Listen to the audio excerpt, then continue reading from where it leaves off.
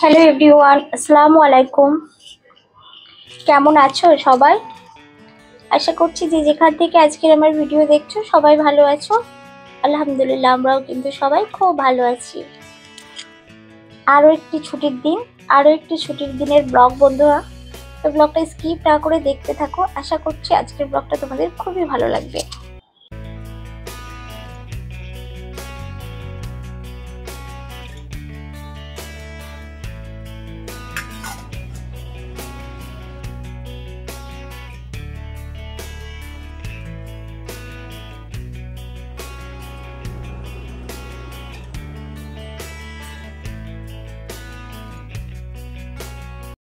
সকাল 6টায় উঠে আমি অনেকটাই কাজ এগিয়ে নিয়েছি, যেমন জিরে ধনেগুলোকে ভেজে নিয়েছি, সমস্ত যা মোছামুছির কাজ ছিল ঘর বাড়িটা বাদ দিয়ে।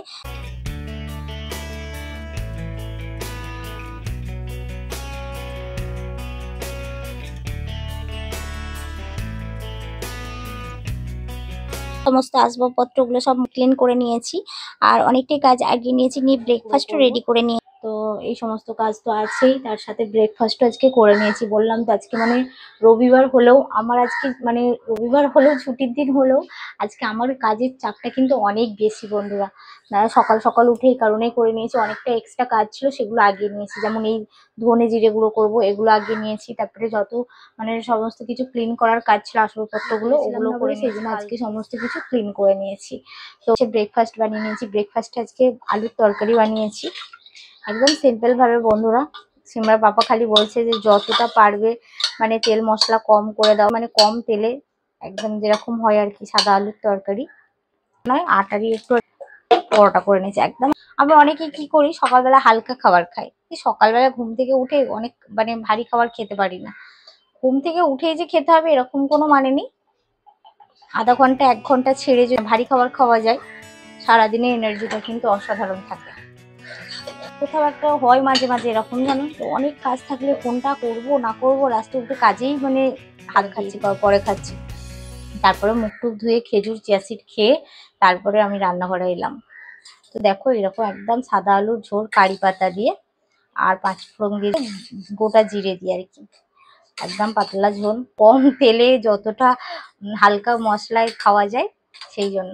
তো যাই হোক, চলো, এটা তো হলো ব্রেকফাস্টের জন্য। আমার তো রেডি, আলুর তরকারি তো রেডি। ওদিকে একটু চা বসিয়ে দিয়েছি, চা ছাড়া তো আমার ব্রেকফাস্ট হয় না। আর এদিকে দেখো একদম হালকা হালকা তেলে পরোটাগুলো ভেজে নিয়েছি। অনেক কাজ থাকলে না ভিডিওটা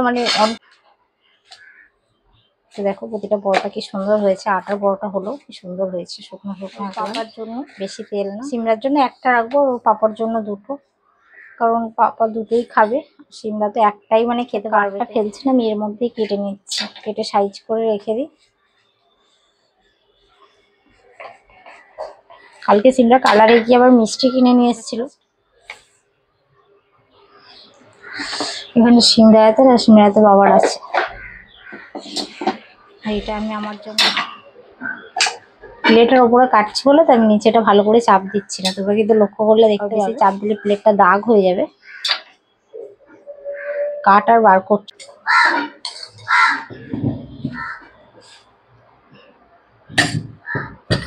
এগুলোকে টুকরো করবো, তার আগে খেয়ে নিই। এখানে চাও হয়ে গেছে আর ব্রেকফাস্ট নিয়ে নিয়েছি।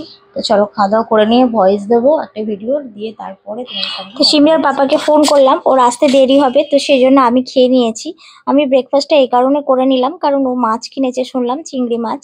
তো সেই জন্য আমি আসলেই তো চিংড়ি মাছটা বেছে ফেলতে হবে, তা নাহলে চিংড়ি মাছ আবার বেশিক্ষণ হয়ে গেলে একটুখানি মাথাগুলো খারাপ হয়ে যায়। তো সেই জন্য আমি তাড়াতাড়ি করে খেয়ে নিলাম।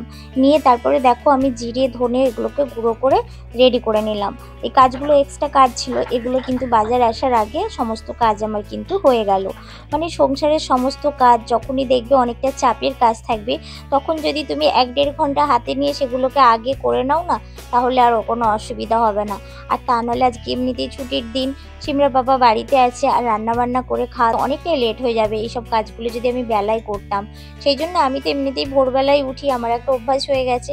আমি কিন্তু ছুটির দিনেও শুয়ে থাকতে পারি না, খুব শরীর টরীর খারাপ হলেই একটু আর কি দেরি করে উঠি, তা নাহলে কিন্তু ঘুম থেকে উঠেই পড়েছি। এই যে দেখো কতটা চিংড়ি মাছ নিয়ে এসেছে, তো চলো মাছগুলো বেছে নেব। তো তো তাড়াতাড়ি উঠেছিলাম বলে অনেক কাজই এগিয়ে গেছে। সমস্ত বাজারগুলো গুছিয়ে নিলাম। দেখলে তোমরা সিমরার বাবা বাজার অনেক কিছুই নিয়ে এসেছিলো। তো আজকে চিকেন নিয়ে এসেছে, কিন্তু চিকেনটা রান্না করতে বারণ করছে, সন্ধ্যাবেলায় রান্না করতে বলছে। কারণ সিমরার বাবা বলছে যে সন্ধ্যাবেলায় আজকে চিকেন মোমো বানাবে। তো সেই জন্যই আর কি চিকেন মোমো বানাবো বলে এখন আর চিকেনটা রান্না করছি না।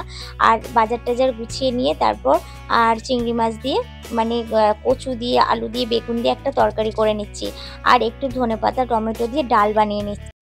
আজকে এই কচুর তরকারিটা মানে বানাতে গিয়ে একটা কথা মনে পড়ে গেল, মানে সেটা তোমাদের সঙ্গে শেয়ার করতে চাই বন্ধুরা। নতুন নতুন সংসার আর কি, তখন সিমরার পাপা আর কি সবজি বাজার মানে ডাঁটা, ঝিঙে আর পটল, এছাড়া আর কোনো সবজি আর ও খেতেও না আর কিনতেও না, জানো তো। মানে ওকে সবজি বললেই মানে অনেক করে ঝিঙে নিয়ে চলে আসবে, অনেক করে ডাঁটা নিয়ে চলে আসবে আর পটল নিয়ে চলে আসবে। তো সিমরার পাপা বললো এই এই দিয়েই হয়ে যাবে খাওয়া, আজকে আর অন্য কিছু রান্না করো না, চিকেনটা রাতে রান্না করো। তো সেই জন্য চিকেনটাকে একদম মশলা টশলা মাখিয়ে রেখে দিয়েছি। কিছুটা মানে মোমো বানাবো আর কিছুটা রাতে রান্না করে নেব। তো চলো বন্ধুরা রান্না বান্নাটা করে নিয়ে তারপরে তোমাদের সঙ্গে ইভিনিং মানে সানডে ইভিনিং স্পেশাল ব্লগ আজকে তোমাদের সঙ্গে কিন্তু শেয়ার করব। তার কারণ একটাই, বাইরে তো বেরোতে পারছি না, চারিদিকে বৃষ্টি, এত বৃষ্টি, কোনো বাইরে বেরোনা অসম্ভব ব্যাপার।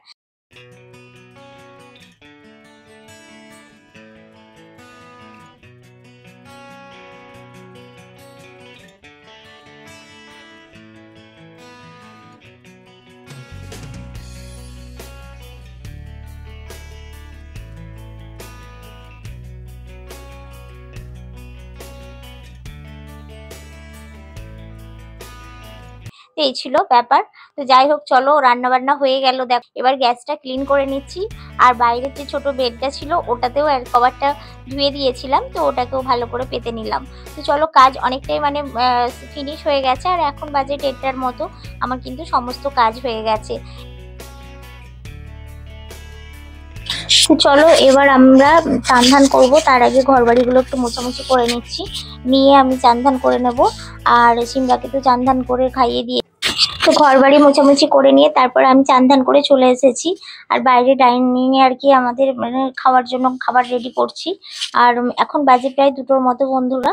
আর সিমরার পাপা গেছে স্নানে। আর দেখো এখানে সিমরাকে ফল কেটে দিয়েছিল ওর পাপা, একটা খায়নি। মানে ওর কি হয়েছে কি জানি, হালকা করে সর্দি কাশি আছে, তার জন্যই হয়তো কিছু খেতে চাইছে না, ভাতও খেতে পারলো না, অল্প একটু ভাত খেয়েছে।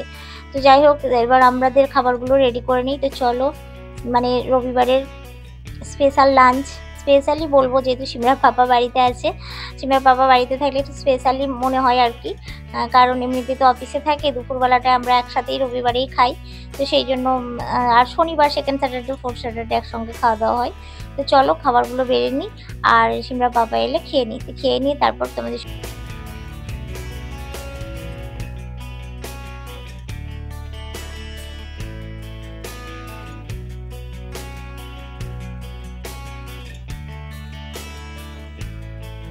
তো এখন বাজে 3টে বন্ধুরা, আবার একটু ভিডিওটা অন করলাম, খাওয়া দাওয়া হয়ে গেছে, সব গুছিয়ে নিয়েছি আর গোছগাছ করে নিয়েছি। চলো এবার একটু রেস্ট নিই। গুড ইভিনিং বন্ধুরা, সন্ধ্যাবেলায় চলে এসেছি। তো চলো বললাম আজকে সানডে স্পেশাল ব্লগটা তোমাদের সঙ্গে সুন্দরভাবে শেয়ার করব। তো দেখো একদম ঘর বাড়িতে লাইটিং জ্বালিয়ে দিয়েছি, বেশ সুন্দর লাগছে। আর ওদিকে সিমরায়াত আর সিমরায়াতের পাপা, ওরাও ঘুম থেকে উঠে পড়েছে। তো চলো এবার মানে বানাবো মোমো। মোমোর জন্য তো সমস্ত কিছু রেডি বন্ধুরা, সব কিছু রেডি করে রেখে দিয়েছি, সেটা অফ ক্যামেরায় আর কি। মানে ভিডিওটা অন করিনি এই কারণেই, ফোনে চার্জ ছিল না সেই জন্য। আর সকাল থেকে অনেকটা ভিডিও শুট করা হয়েছে, তারপরে লাইভ চলেছে, তো সেই জন্য আর ফোনে চার্জ ছিল না জানো তো। তো সেই জন্য আর মানে করতে পারিনি, মানে ভিডিওটা করতে পারিনি। আমি কিন্তু 1 ঘন্টার মতো রেস্ট নিয়ে উঠে চিকেনটা ম্যারিনেট করে রেখেছি, মানে চিকেনটাকে আর কি পেঁয়াজ কুচি আর গাজর কুচি সমস্ত কিছু দিয়ে মেখে রেখেছি, আর ময়দাও মেখে রেখেছি। এখন হচ্ছে খালি জাস্ট মোমোটা ফোল্ড করব আর কি স্টিম করব। তো চলো মোমোটা ফোল্ড করি আর স্টিম করি, রান্নাঘরে যাওয়া যাক চলো।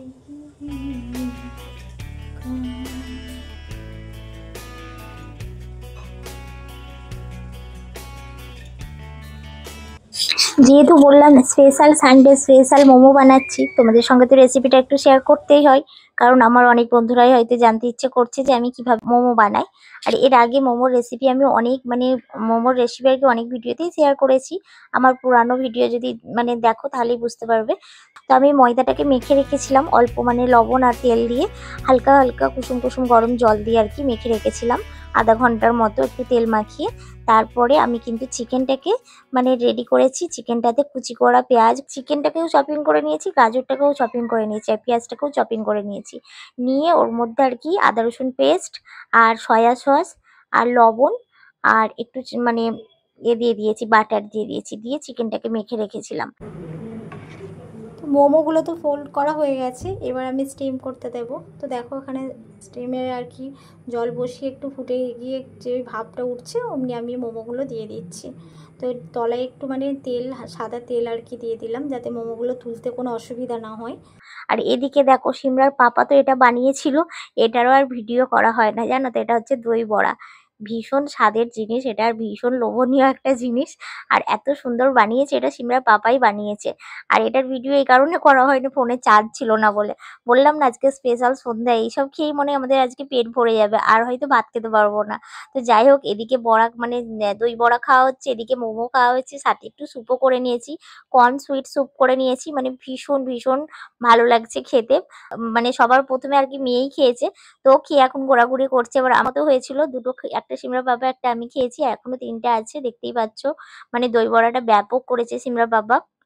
কিন্তু দুঃখের বিষয় রেসিপিটা তোমাদের সঙ্গে শেয়ার করা হয়নি, পরে একদিন রেসিপি তোমাদের সঙ্গে শেয়ার করব। আর চলো মোমোটা রেডি করে নিয়েছি, মোমো খাই। আর আজকে সন্ধ্যাটা এই সুন্দর এটা মোমেন্টটা তোমাদের সঙ্গে শেয়ার করলাম।